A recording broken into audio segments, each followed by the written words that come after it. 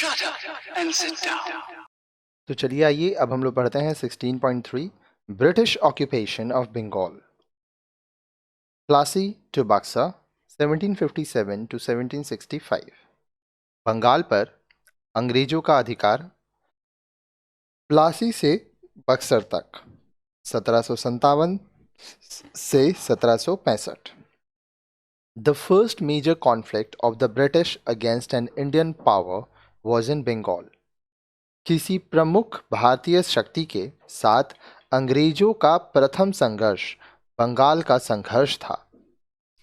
The history of Bengal from 1757 to 1765 is the history of gradual transfer of the power from the Nawabs to the British.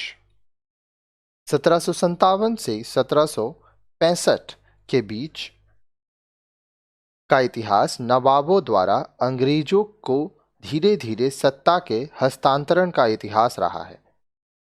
During this period of 8 years, 3 Nawabs, Siraj-ud-Daulah, Mir Jafar and Mir Qasim, ruled over Bengal, but they failed to uphold the sovereignty of the Nawab, and ultimately the reign of control passed into the hands of the British. 8 वर्षों की इस छोटी सी अवधि में 3 सुल्तानों सिराजुद्दौला, मीर जाफर तथा मीर कासिम ने बंगाल पर शासन किया, किंतु वे नवाबों की प्रभुसत्ता बनाए रखने में असफल रहे। अंततः नवाबों के हाथों से फिसलकर सत्ता अंग्रेजों के हाथों में चली गई। The British, unable to compete with the Asian merchants in business, resorted to force, taking control of Bengal in 1757 under the pretext of the Plassey Revolt. व्यापार में एशियाई व्यापारियों के साथ मुकाबला करने में असक्षम रहे अंग्रेजी व्यापारियों ने शक्ति पर जोर दिया तथा प्लासी विद्रोह के जरिए 1757 में बंगाल पर नियंत्रण स्थापित कर लिया। The result was that the British achieved victory in Bengal, for their use of force led to the decline of the very trade they so longed to control. अब देखिए, नतीजा यह हुआ कि बंगाल में विजय तो प्राप्त की जिसे वह अपनी सेना के प्रयोग के लिए इस्तेमाल करना चाहते थे, परंतु जिस व्यापार के लिए वह सब कुछ करने को लालायित थे उसी व्यापार का पतन हो गया। By the time Siraj-ud-Daulah succeeded Ali Wardi Khan as Nawab of Bengal in 1756, trade privileges and their misuse by the company and its officers had already become an issue of conflict. जब सिराजुद्दौला 1756 में अली वर्दी खान के उत्तराधिकारी के रूप में बंगाल की गद्दी पर बैठा तो व्यापारिक विशेषाधिकार तथा कंपनी द्वारा उसका दुरुपयोग पहले ही संघर्ष का मुद्दा बन चुका था। There was a privilege which had been granted to the company for its export and import trade by the Mughal Emperor Farrukhsiyar. अब देखिए, कंपनी को मुगल बादशाह फर्रुखशियार द्वारा उनके आयात एवं निर्यात के लिए कुछ विशेषाधिकार मिले हुए थे। According to this imperial farman, the company had to pay rupees 3,000 a year and in return could carry on trade duty free in Bengal. इस शाही फरमान के मुताबिक कंपनी को मात्र 3,000 रुपये चुकाने थे तथा इसके बदले में वह बंगाल में कर मुक्त व्यापार कर सकते थे। The company's servant extended this privilege to their own coastal trade, inter-Asian trade and finally the inland trade. Company के कर्मचारियों ने इस विशेषाधिकार का प्रयोग तटवर्तीय व्यापार के लिए करना प्रारंभ कर दिया। अंतः एशियाई तथा आखिर के में अंतर्देशीय व्यापार में भी इस फरमान का स्पष्ट उल्लंघन था। This was an obvious usurpation। अब देखिए, यह स्पष्ट रूप से एक तरह का उल्लंघन हुआ। Certain other factors, like the fortification around Calcutta without the permission of the Nawab and repeated defiance of the Nawab's authority, along with sheltering offenders of the Nawab, were the acts on the part of the English company which provoked the Nawab। अब देखिए, नवाब की अनुमति के बगैर कलकत्ते के आसपास दुर्ग का निर्माण, नवाब के अधिकारों को चुनौती देना तथा उनके शत्रु को प्रश्रय देने की घटनाओं ने नवाब को कंपनी के प्रति उकसाने का कार्य किया। The company officials also suspected that Nawab was going to have an alliance with the French in Bengal। अब देखिए, कंपनी के अधिकारियों को यह भी संदेह था कि नवाब बंगाल में फ्रांसीसियों के साथ संधि की तैयारी में है। सिराजुद्दौला's attack on Calcutta precipitated an open conflict। Calcutta पर सिराजुद्दौला के आक्रमण को एक प्रारंभिक विरोध संघर्ष के रूप में देखा गया। The British retaliation started with hatching a conspiracy against the Nawab in alliance with his officers like Rai Durlab, Ami Chand, Mir Jafar and Jagat Seth। अब देखिए, अंग्रेजी प्रतिक्रिया प्रारंभ हुई नवाब के खिलाफ षड्यंत्र रचने से, जिसमें नवाब के करीबी राय दुर्लभ, अमीर चंद, मीर जाफर तथा जगत सेठ शामिल थे। So, English victory in the Battle of Plassey, 23rd June 1757, was pre-decided। अतः 1757 में अंग्रेजों की प्लासी युद्ध 23 जून 1757 में विजय पहले से निर्धारित थी। It was not the superiority of the military power but the conspiracy that helped the English in winning the battle। यह सैन्य शक्तियों की श्रेष्ठता नहीं थी, बल्कि वह षड्यंत्र था जिसने अंग्रेजों को युद्ध जीतने में मदद की। Mir Jafar, the commander in chief of the nawab, was awarded the nawabship by Clive for his support to the English। आगे देखिए, अंग्रेजों की मदद करने के एवज में नवाब के सेनापति मीर जाफर को क्लाइव नवाब का पद दिया गया। Mir Jafar responded by paying a sum of 1 crore 77 lakhs to the company and large sums of the company officers as bribes। Mir Jafar ने कंपनी को उपहार स्वरूप 1 करोड़ 77 लाख रुपए की धनराशि उपहार में दी तथा कंपनी अधिकारियों को रिश्वत के रूप में काफी धन दिया। But Mir Jafar could not support the ever-increasing demand of the English, who were also suspicious about his collaboration with the Dutch trading company। किंतु मीर जाफर कंपनी के अधिकारियों की बढ़ती मांगों को पूरा करने में असफल रहा तथा अंग्रेजों को भी डच कंपनी के प्रति बढ़ती उसकी नज़दीकियों के प्रति संशय हुआ, शक हुआ। Mir Jafar, who was made Nawab after the Battle of Plassey, was deposed in 1760। Plassey के युद्ध के बाद नवाब बना मीर जाफर को 1760 में गद्दी से उतार दिया गया। Mir Qasim was placed on the throne by the British in the hope that he would be able to meet their financial demands। अंग्रेजों द्वारा मीर कासिम को इस उम्मीद से गद्दी सौंपी गई कि वह उनकी आर्थिक जरूरतों की पूर्ति करेगा। The new Nawab assigned to them the district of Burdwan, Midnapur and Chittagong for the expenses of the British army, which was to help him. नए नवाब ने उनकी सहायता के बदले कंपनी को उनके सैन्य खर्चों के लिए Varthaman,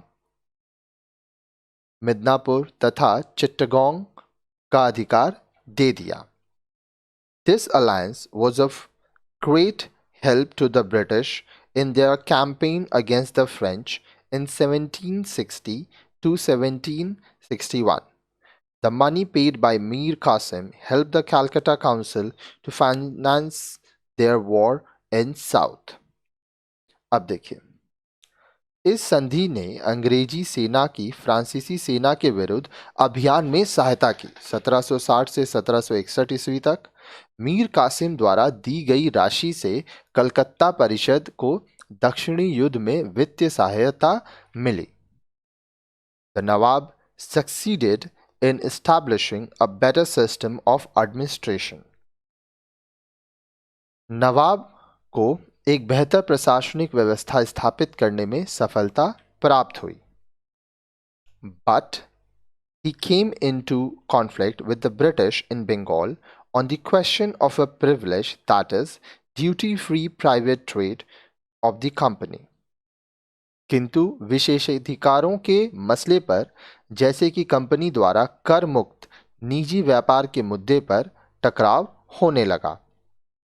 Mir कासिम्स proposed plan about equal trade duties for both British and Indian traders was turned down by the British Council at Calcutta. Mir Qasim यह चाहते थे कि ब्रिटिश और जो इंडियन ट्रेडर्स थे, व्यापारी थे, उन दोनों के लिए एक समान ट्रेड ड्यूटीज हो, जो कि ब्रिटिश काउंसिल ने नकार दिया. Mir Qasim in the circumstances remitted all duties on Indians and the British alike for 2 years. अब देखिए फिर क्या हुआ. बोल रहा है उसके बाद मीर कासिम द्वारा दी गई प्रत्युत्तर में मीर कासिम ने 2 वर्षों के लिए भारतीय तथा अंग्रेजी व्यापार को कर मुक्त कर दिया. This measure deprived the British private traders of the privileges position they had created for themselves.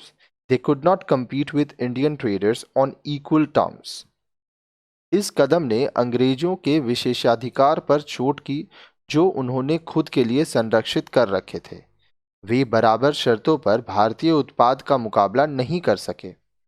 The Nawab's attempt to reorganize the army and shifting of capital from Murshidabad to Munger were also taken an unforgivable offense by the company. नवाब द्वारा सेना को संगठित करने का प्रयत्न तथा मुर्शिदाबाद से मुंगेर राजधानी स्थानांतरण को भी कंपनी के प्रति अपराध के रूप में देखा गया. आगे देखिए, आगे बोल रहा है इन जून 1763 under Major Adams' British army defeated Mir Qasim, the Nawab of Bengal. आगे देखिए, बोल रहा है जून 1763 में मेजर एडम्स के नेतृत्व में अंग्रेजी सेना ने बंगाल के नवाब मीर कासिम को पराजित कर दिया. Mir Qasim fled to Patna and took help from Emperor Shah Alam II and Sahujah-ud-Daula, who was Nawab of Awadh and also the Wazir of the Mughal Empire. Mir Qasim Patna भाग गया तथा बादशाह शाह आलम द्वितीय एवं शुजा-उद-दौला, जो अवध का नवाब था तथा मुगल सल्तनत का वजीर था, उससे सहायता तक ली. Matters came to a head when the chief of the company's factory at Patna tried to seize the city. झगड़ा एक शिखर तक पहुंच गया जब पटना में कंपनी के अधिकारियों ने पटना पर आधिपत्य स्थापित करने का प्रयास किया. This precipitated war. यह युद्ध का कारण बना. Mir Qasim, an excellent civil administrator, was no military leader. His army was defeated. Mir Qasim एक कुशल प्रशासनिक तो था, परंतु एक योग्य एवं कुशल सेनापति नहीं था, अतः उसकी सेना पराजित हो गई. When he was forced to withdraw to Awadh, the Nawab Wazir and Emperor Shah Alam II decided to come to the defense of the eastern subas of the empire. जब वह अवध की ओर पलायन करने को बाध्य हुआ तो शाह आलम द्वितीय तथा नवाब वजीर अपनी रियासत के पूर्वी सूबों के बचाव में आए. The confederates advanced to Patna and a battle was fought at Buxar on October 22, 1764. यह संघर्ष पटना तक बढ़ा तथा 22 अक्टूबर 1764 में बक्सर का युद्ध लड़ा गया. With a decisive victory at Buxar, the British army overran Awadh. Buxar पर भारी विजय के बाद अंग्रेजी सेना अवध की ओर बढ़ी. The Nawab Wazir fled to the Rohilla country, but Shah Alam II came to terms with the British. नवाब वजीर रोहिला क्षेत्र की ओर भाग गया, किंतु शाह आलम द्वितीय ने अंग्रेजों से संधि कर ली. Lord Clive, then British governor in Calcutta, also concluded Treaty of Allahabad with the Siraj-ud-Daulah, Nawab Wazir of Awadh, who was to pay 50 lakhs of rupees for the expenses of the war and was given back his dominions. अब आगे देखिए. बंगाल के तत्कालीन अंग्रेज governor Lord Clive ने इलाहाबाद की संधि अवध के नवाब वजीर सुजा-उद-दौला से की, जिसके तहत उसे युद्ध के खर्चों के रूप में 50 लाख रुपए का भुगतान कंपनी को करना था, जिसके पश्चात उसके क्षेत्र उसे वापस मिल जाते. He entered into defensive alliance with the company. Awadh became for the British a buffer state. Shah Alam द्वितीय, अब देखिए आगे क्या हुआ. उसने कंपनी के साथ यह रक्षात्मक समझौता कर लिया. अवध अब अंग्रेजों के लिए मध्यवर्ती राज्य बन गया. Shah Alam II was now a fugitive. Delhi had now fallen into the hands of the Rohilla chief Najib-ud-Daulah. Shah Alam द्वितीय दिल्ली के लिए एक भगौड़ा था तथा दिल्ली अब रोहिला शासक नजीब-उद-दौला के हाथों में आ गई थी. The British gave Emperor Shah Alam II possession of Kara and Allahabad, while he granted them the Diwani of Bengal, Bihar and Orissa in return for a regular annual payment of 26 lakhs of rupees. अब देखिए, अंग्रेजों ने शाह आलम द्वितीय को कड़ा किया तथा इलाहाबाद का क्षेत्र दिया.